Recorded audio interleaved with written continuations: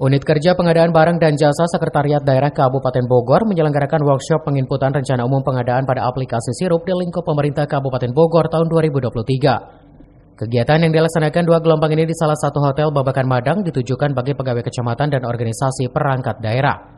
Kepala UKPBJ Adriawan mengatakan workshop rencana umum pengadaan atau RUP merupakan upaya pemerintah Kabupaten Bogor dalam rangka percepatan pengadaan barang jasa dan juga untuk memenuhi laporan indeks tata kelola kelembagaan.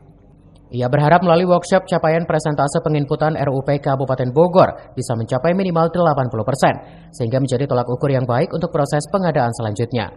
Sebetulnya workshop penginputan RUP ini dalam rangka percepatan proses pembelian barang jasa, baik melalui pengadaan langsung, penjualan langsung maupun tender, dan ini merupakan juga amanat dari LKPP sebagai percepatan dan MCP KPK. MCP itu dari Direktur Pencegahan itu salah satu indikator penilaian itu yaitu percepatan penginputan RUP itu. Ya alhamdulillah, mudah-mudahan kita sudah mengundang seluruh kecamatan, SKPD.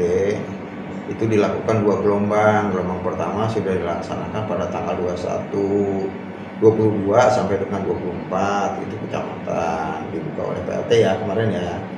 Dan gelombang kedua hari ini Senin 27 sampai dengan 1 Maret. Dari Kabupaten Bogor, CV Suryadi melaporkan.